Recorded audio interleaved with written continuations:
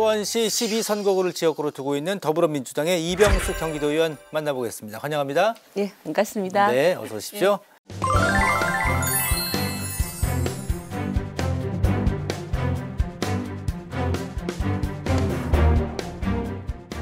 저희 시작하면서 경기도민과 또 수원시 지역구민들에게 인사 한 말씀 부탁드립니다. 네.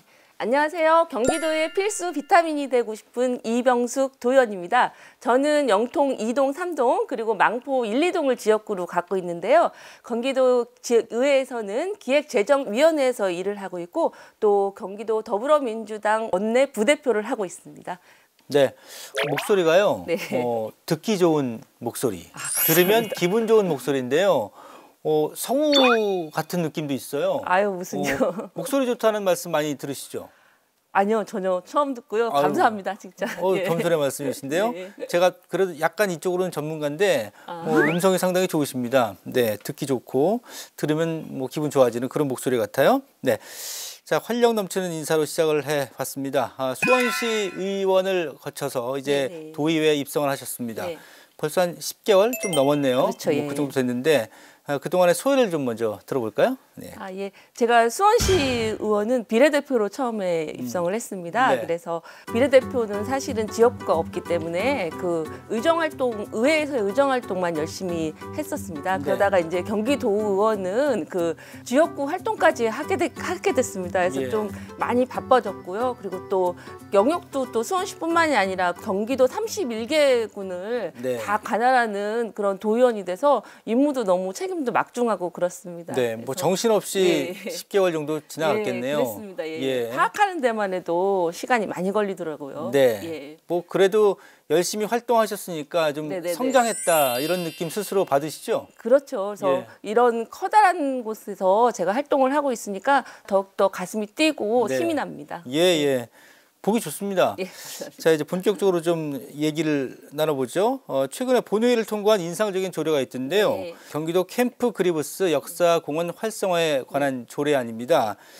이 캠프 그리브스가 지난 50년간 주한 미군이 사용했던 미군 기지고 2007년에 국방부로 이제 반환이 됐었죠. 네. 그리고 지난해 경기도가 소유권을 완전히 넘겨받아서 여러 가지로 이제 활용이 되고 있던데 만약에 이번 조례안이 시행이 되면 전반적인 활용도가 좀 높아진다 이렇게 볼 수가 있을 것 같은데 향후에 좀 구체적인 계획들 좀 궁금합니다. 예. 네. 국방부에서 경기도로 이전이 됐습니다. 그래서 경기도에서 직접 관리를 해야 되는데요. 네. 근데 관리를 경기도의 소유권은 있지 않았어도 경기도에서 이미 운영하고 있었습니다. 네. 그래서 그 민간인 통제 구역 안에 있는 유일한 숙박 시설인 그 유스 호스텔도 이미 운영을 하고 있고요. 네. 그리고 또 그 병영에 있는 그 미군이 사용하고 있던 뭐 볼링장이라든지 아니면은 그 간부들의 숙소라든지 네. 이런 것들도 다시 그대로 보여주기도 하고 있고요. 이제 이것이 경기도 소유가 넘어오면서 다시 그 캠프 그리브스 역사 공원으로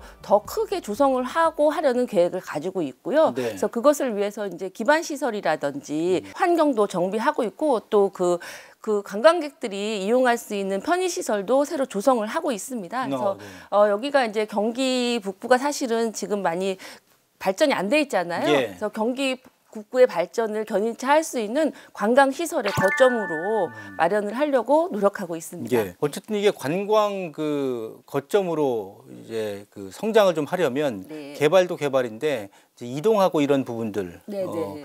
사람들이 많이 이제 들락날락거릴 거 아니겠습니까? 네, 네, 위치적으로 좀 괜찮습니까? 예. 교통이나 이런 거는 괜찮고요. 그리고 또 그 민간 통제구역이다 보니까 신분증이 없으면 또 출입이 안 되고 그러니까. 뭐 그런 여러 가지 어려움이 있지만 여기가 그 세계에서 전무후무한 생태 보고이지 않습니까? 그렇죠. 그래서 예. 생태 보고로서의 역할 그리고 또 역사적으로 굉장히 중요한 위치이기도 하고요. 네. 그래서 앞으로 많은 발전이 될 수 있는 관광지로서 될 것 같습니다. 예. 예.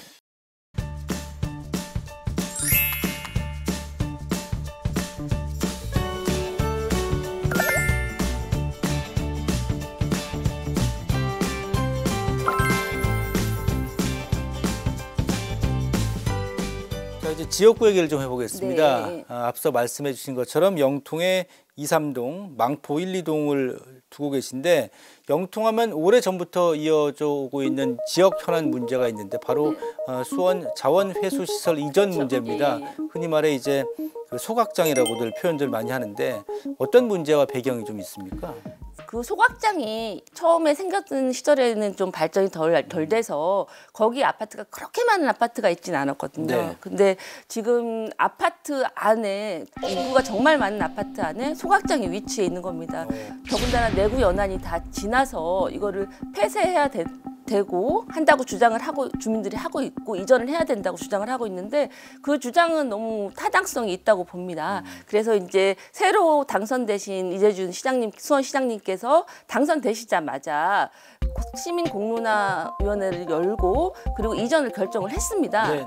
그런데 이제 이게 다시 문제가 되는 게 뭐냐면은 수원시에서는 이전을 하는 데는 10년의 시간 이상이 걸린다라고 얘기를 하고 있고 시민들은 뭐 4, 5년이면 된다라고 얘기를 하고 있고 길어야 그리고 게다가 또 그 10년 동안 내구 연한이 지났으니까 당연히 사용을 못 하지 않습니까? 네. 그래서 이제 그거를 고치겠다고 하는데 고치는 비용만 1,400억 원을 이야기하고 있거든요. 그럼 계속 쓰겠다고 생각할 수도 있겠네요. 그럼요. 시민들이 그 당연히 의심의 눈초리를 보고 있고 안 된다. 고치지도 말고 폐쇄 당장 하고 그리고 뭐 2, 3년 안에 옮겨 버려라라고 그런 갈등이 지금 계속 이어지고 있는 상황입니다. 예. 좀 어려운 얘기긴 합니다만 의원님의 어떤 관련된 쓰레기 문제에 대해서 좀 어떤 현안을 좀 갖고 이렇게 접근하면 좋을지 의견을 한번 들어보겠습니다. 그래서 이 쓰레기 문제가 단순히 수원시만 내 문제가 아니라 네. 이제 각종 지자체에서 다 골머리를 썩고 있지 않습니까? 그래서 이거는 사실은 경기도에서 광역 소각장을 만들어서 다 한꺼번에 좀 처리할 수 있게 했으면 좋겠습니다. 그래서 외국의 선진 사례를 보면은 네덜란드 암스테르담에 소각장이 있거든요. 네. 거기는 도리어 그 독일의 쓰레기를 수입해 옵니다. 예, 그래서 그걸 정말 완전히 소각을 해서 그 소각열을 통해서 그 발전해서 그 전기를 도리어 팔고 있고요. 그리고 또 음식 쓰레기 또 역시 바이오 시설로 해서 바이오 가스를 만들어서 또 네. 그것도 팔고 있고요. 그래서 쓰레기가 자원화가 돼서 쓰고 있거든요. 그래서 그러한 그 쓰레기를 자원화할 수 있는 광역 소각장 설치를 우리 김동연 지사님께서 좀 노력을 해주셔서 마련해 주셨으면 하는 바람이 있습니다. 예. 이외에 수원 이제 지역구에 관련 다른 현안들은 좀 뭐가 있습니까? 지금 사실 굉장히 해법이 나오지 않는 네. 그런 일이 있는데요. 그 수원의 영통역을 아십니까? 예, 들어봤어요. 예. 예. 영통역에 그 인덕원과 동탄을 지나는 인동선 예. 역이 생기거든요. 예, 근데 그 역의 공사가 그 아파트 건물이 있지 않습니까? 아파트 건물에서 10m밖에 안 되는 곳을 땅을 파고 있어요. 그래서 아파트 주민이 당연히 아파트 안전에 대해서 고민을 하고 있고요. 걱정을 하고 있고 그리고 이제 또 그 인동선의 3번 출구가 새로 이제 하는데 그 아파트에 정문 출입구하고 3번 출구가 너무 가까워서 그 차량 출입과 그 사람과의 그 혼잡성 때문에 네네. 그 안전사고가 너무 의심되는 상황이고 해서 주민들이 지금 뭐 용산 대통령실 앞에 또 국회의장님한테 가서 네. 거기서 이런 시위들을 하고 있는 상황입니다. 근데 예. 이게 해법이 없는 게 그 하나에서는 턴키 방식으로 하나건설에서 그걸 하고 있거든요. 턴키 방식으로 받았기 때문에 설계 변경을 하면 다시 비용이 필요하고 그러네요. 그 비용을 낼 주체가 사실은 없는 상황이에요. 근데 좀 답답한 상황이로군요. 네네. 예. 자, 그리고 이제 의원님께서 관심을 갖고 계신 부분 중에 하나가 사회적 약자의 더 나은 삶인데요. 네네. 이게 사회적 약자가 좀 더 윤택하게 이렇게 기본적인 권리를 누리면서 살기 위해서는 좀 어떤 인식이나 정책적 변화가 필요하다고 보십니까? 예전에는 사실은 뭐 여성이나 노약자가 약자로 됐었는데 지금 사회가 변하면서 우리나라에 아주 다양한 사회적 약자가 생기고 있습니다. 그래서 제가 처음에 수원시의원이 된 것도 제가 비정규직 노동자였었고 그리고 이제 경력 단절 여성이었고 또 소상공인에서 또 피해를 입은 피해 당사자였고 그래서 사회적 약자의 대변인으로서 의원이 됐었던 거였거든요. 제가 같이 살고 있는 옆에 있는 사람들의 그 불합리한 처우를 받는다든지 하는 것들이 너무 가슴 아프고 그거를 그냥 제가 고쳐달라 그냥 단순히 시민으로서 사회적 약자로서 목소리를 높이는 일에는 한계가 있었습니다. 그래서 그걸 제가 직접 그 당사자로서 정치인이 돼서 이걸 해결하려고 하고 있는데요. 네. 뭐 딴 거 없는 것 같습니다. 어떤 모든 사람이 평등하고 공평하게 행복하게 똑같이 살 수 있게 만드는 게 제일 중요하다고 생각을 하고 있고요. 가까이에 살고 있는 사람들의 어려움을 하나하나 살펴보고 그거를 하나하나 고쳐나가는 일에 도움이 되고 싶습니다. 예. 좀 의정활동 하시면서 너무 힘들다, 머리가 아프다 이럴 때는 좀 어떻게 이렇게 좀 리프레시 하시나요? 제가 뭐 이래봬도 사실은 마라톤을 42.19를 5번이나 뛰었습니다. 진짜요? 예. 와. 근데 이제는 좀 나이가 드니까 뛰는 건 좀 힘들고 해서 이제 걷기를 하고 있는데요. 걷기나 등산을 하고 있어요. 그래서 걸으면서 한참 걷다 보면은 네. 생각도 아예 없어지고 아무 생각도 안 하고 고민도 안 하고 머리가 텅 빈 상태로 하게 되는 경우가 많거든요. 그래서 몸은 최대한 많이 움직이고 뇌는 최대한 많이 쉬면서 다시 리프레시 하고 있습니다. 네. 네.